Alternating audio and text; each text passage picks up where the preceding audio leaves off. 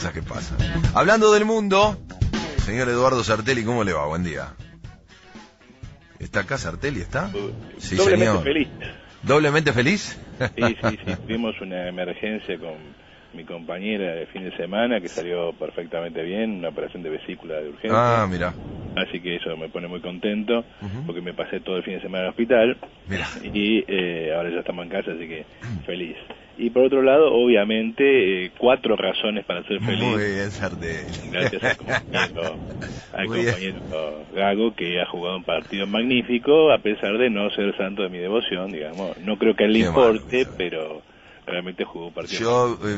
Yo siempre he defendido a Gago, más allá de los malos partidos que todos los jugadores tienen, porque después de que se fue Román me parece que hay muy pocos que terminan poniendo la pelota abajo del pie y levantando la cabeza, y esas cosas hay que distinguirlas, más allá de que todos los jugadores tienen ahí su situación siempre orillando con el vedetismo, ¿no?, del fútbol, pero más allá de eso me parece que a mí lo que me molesta de Gago es que se lesiona cada 5 minutos. Y bueno, pero te digo la verdad, si uno hace un recorrido por lo que pasa en el fútbol, no es el único, insisto, a veces me parece que no medimos todo con la misma vara. Hay muchos jugadores que se lesionan cada 5 minutos, sin embargo pasan inadvertidos por ahí para la rencilla de turno de los periodistas deportivos, y siempre le terminan cayendo a uno, por ahí porque les cae mal, por ahí porque no tiene el beneplácito de siempre estar a disposición del micrófono para sumar buena parte del conventillo, ¿no?, del que después se sostiene el fútbol, ¿no? Entonces me parece que ahí hay una discusión que deberíamos parar la pelota, hacer la gran Gago, pisarla bajo la suela y mirar un poquitito. A veces nos damos cuenta que Gago, digamos, está en un equipo que depende, digamos, que es un equipo si tiene alguien que pare la pelota, por supuesto. Un combinado de perros si no lo tiene. Eso es exactamente así. Vos date cuenta. Siempre sos tan suave, me encanta. Sí, pero escuchame, la diferencia es notable. A pesar de que sigo extrañando al patrón Bermúdez en el fondo, ¿no? Pero bueno. No importa. Bien. Lo importante es que estamos a 2 puntos de la punta y que, digamos, hemos empezado a jugar más o menos bien hasta que se lesione Gago. Yo apoyo ese mérito, empezar a jugar un poquito mejor. Me parece indispensable. Sí, empezó a jugar un poquito mejor. Muy bien. Bueno, decía que íbamos a dar un paseo por el mundo porque otra vez, ¿no? Parece que fallan todos los pronósticos. Yo les diría, muchachos, no armen más bolonqui. No se metan en este mundo de las encuestas porque se creen lo que les dicen los encuestadores y van a la carga barraca y terminan de punta. Ahí hay 2 problemas. En el primer caso, en el caso del plebiscito italiano, que es lo que queríamos hablar hoy para completar o para seguir la secuencia que venimos viendo, ¿no? El tema del Brexit, el tema de Trump, el tema de ahora de Italia. Lo que venimos señalando en todos los casos es que yo no sé si es tan sorpresivo. En el caso de Brexit parece que sí que fue más sorpresivo. El caso de Trump no tanto. Pero este caso las encuestas le daban ganador al no por un porcentaje similar al que obtuvo. La pregunta es por qué se largan a hacer este tipo de cosas, así como decís vos, la carga barracas, y después se encuentran con que cuando llega el momento la cosa se da vuelta. Y el punto es que efectivamente necesitan hacerlo, aunque parezca que no, necesitan hacerlo. Hay un problema de gobernabilidad muy importante en todo el primer mundo, en el sentido de la burguesía no puede controlar una situación política. Con esto no quiero decir que estamos al borde de la revolución. Quiero decir, es un momento de muy alta inestabilidad política, no es un momento, entre comillas, normal, y hay una relación que se está rompiendo entre las burguesías y las masas. Normalmente la política burguesa funciona con una fracción de la burguesía que logra hegemonizar los intereses del resto y que logra de alguna manera algún tipo de acuerdo con el resto de las masas para los efectos de imponer cierto plan, cierta lógica, ciertos intereses generales, respetando de alguna manera algún interés particular de el mundo no burgués. Lo más común o lo más conocido, incluso lo que más le debe sonar a los oyentes es el llamado estado de bienestar que se supone que reinó en Europa y Estados Unidos en los años 60. Básicamente consistía en aumentos de productividad a cambio de aumentos salariales, o lo que en su momento también se llamó pacto fordista. Es decir, en un proceso de crecimiento económico general, la burguesía repartía un poco de los aumentos de productividad de manera tal de mantener una situación política muy calma, muy planchada. Lo que está claro es que desde los años 70 para acá se va haciendo cada vez más evidente que este largo proceso de estancamiento económico que no termina de resolverse, que estalla cada 2 por 3 en crisis particulares, pero que en el largo plazo termina siendo una especie de estancamiento que no termina de resolverse, en ese largo proceso las masas van perdiendo relación con esas fracciones burguesas y empiezan a tener relación con fracciones burguesas más débiles y sobre todo con personales políticos más aventureros. Es la era, como lo hemos dicho varias veces, del bonapartismo, es la era en el momento en el cual las masas empiezan a activarse y alguna fracción de las clases dominantes aprovechan esa activación para colarse en el gobierno. El caso de Trump es muy evidente, ya lo hablamos sobre América Latina. El caso italiano ahora es muy claro, no solamente porque el gran ganador de este proceso es el Movimiento 5 Estrellas, de Beppe Grillo, que, digamos, tiene una posición euroescéptica, como se decía tiempo atrás, que está en una posición cercana al Brexit y a la separación de Italia de la Comunidad Europea. La pregunta es por qué en un clima, digamos, que no viene bien para este tipo de experimentos electorales, el gobierno italiano decide lanzarlo a fondo, incluso se lo consideraba una especie de plebiscito, por lo cual lo primero que sucedió fue la caída del gobierno italiano. Y si uno examina la situación italiana, no es muy difícil darse cuenta. Italia tiene la segunda deuda en relación al PBI de toda Europa. El único que le gana en ese punto es Grecia. Recordemos que Italia es además la tercera economía de la economía europea, es decir, está Alemania, Francia e Italia, ahora que se fue Inglaterra. Con lo cual la idea de rescatar a Italia no es lo mismo que rescatar a Grecia. A Grecia se la rescata con un vuelto. A Italia no se la rescata sino con una conmoción europea generalizada. A ver si entiendo. Vos decís que en parte esta estrategia es abrácenme y rescátenme. O sea, este proceso es forcemos a que Alemania, que en definitiva maneja los hilos de esa historia, empiece a replantearse cómo rescatar esta situación de quebranto que tienen las economías. Bueno, esto pasa en Italia, ya vimos lo que es el reflejo en España, entre otras cuestiones, el tiempo que tardó hasta formar gobierno, lo complejo que es la situación también en otro de los países importantes de Europa. Sí, lo que yo creo que aquí lo que el gobierno estaba buscando, el gobierno de Renzi estaba buscando, no es exactamente eso, sino más bien arribar a una situación española, es decir, conseguir un efecto político que Rajoy finalmente obtuvo más bien por descomposición que por virtudes propias,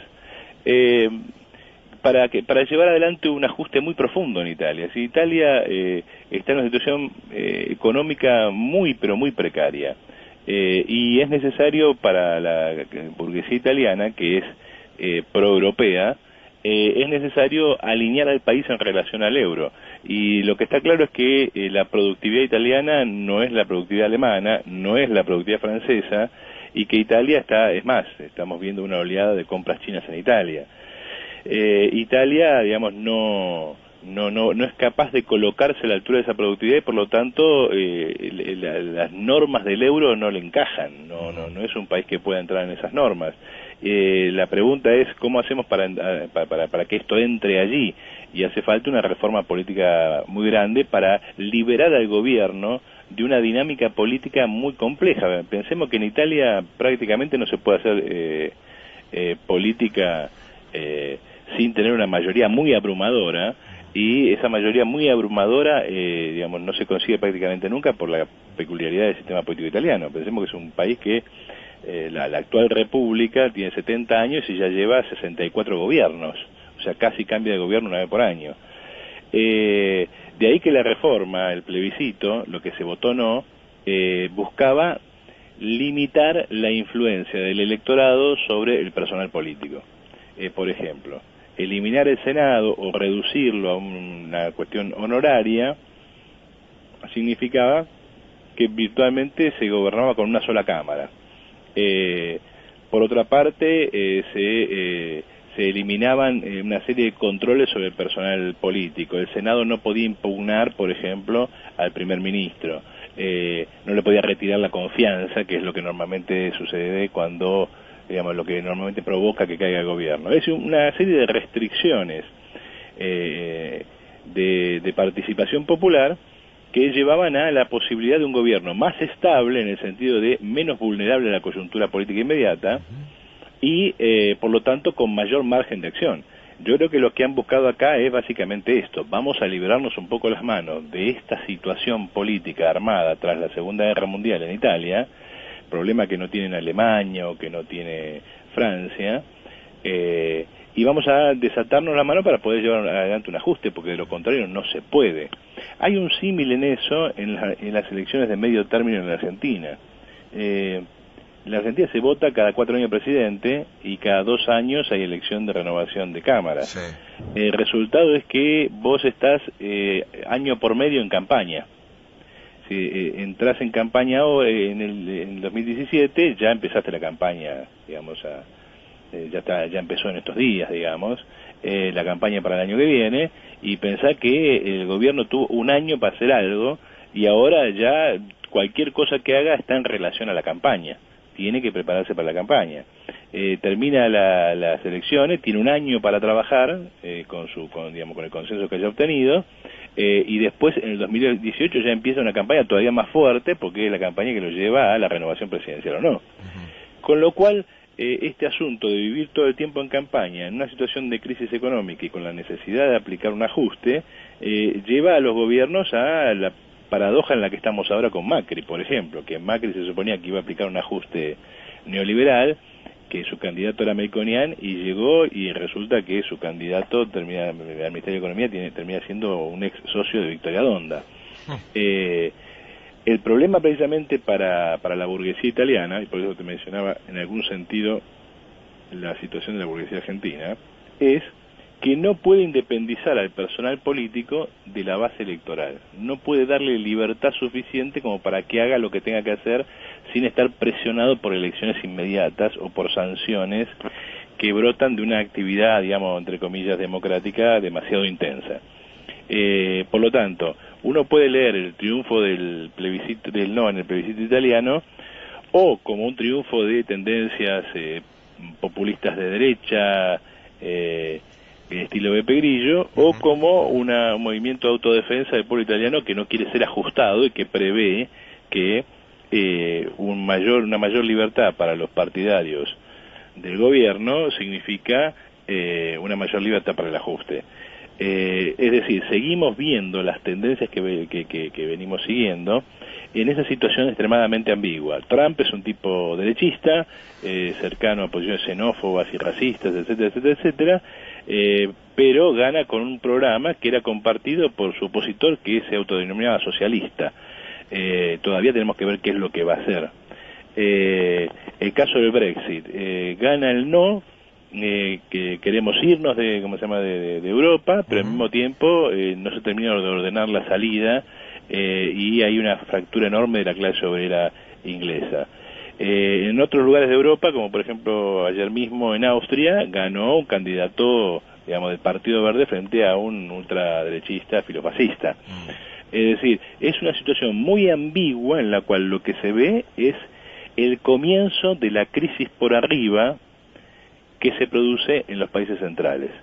De alguna manera, para tomar un símil o una analogía que no siempre es, es útil a veces para entender ciertas cosas, pero no hay que extremar su utilidad, pero para de alguna manera asimilar a algún ejemplo argentino lo que está pasando, es como si estuviéramos presenciando el fin del gobierno de la Alianza.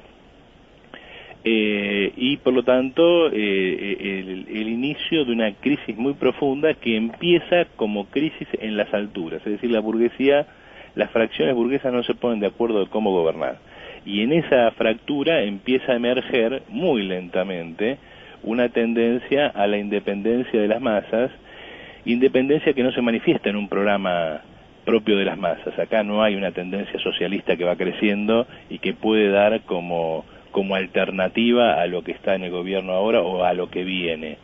Lo que observamos es más bien cierta, no diría yo ambigüedad, cierta confusión muy grande en el seno de las masas, que tiene que ver, se podría explicar, podríamos hablar bastante largo y tendido sobre por qué se produce esa confusión, pero que esa confusión es la que va permitiendo, por un lado, la crisis de la burguesía más poderosa, que no puede sellar un acuerdo más o menos razonable de gobernabilidad, ni con las masas ni con las otras fracciones burguesas, y va permitiendo el avance de fracciones burguesas más débiles, más aventureras, o incluso de personajes que no tienen ninguna relación específica con ninguna fracción burguesa, sino que son simples aventureros que se lanzan al poder estilo Trump.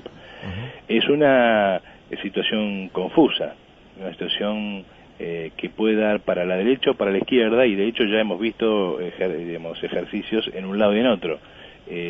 Tenemos ¿cómo se llama? El Brexit o Trump, y tenemos a Podemos y Syriza, es decir, para un lado y para el otro. En Estados Unidos mismo teníamos a Trump y a Sanders. Es decir, lo que es para festejar es que después de muchos años de pasividad, yo diría de por lo menos 2 décadas de pasividad, si no más, de las masas en Europa, algo empieza a moverse. La duda y la preocupación, y por lo tanto la necesidad de intervenir con claridad, es hacia dónde. Señor Eduardo Sartelli, nos reencontramos la semana próxima, ¿le parece? Un abrazo, Anderman. Dale, chau, chau. Ahí está, ¿le parece? Un abrazo, Anderman. Dale, chau, chau. Ahí está, ¿le parece? Un abrazo, Anderman.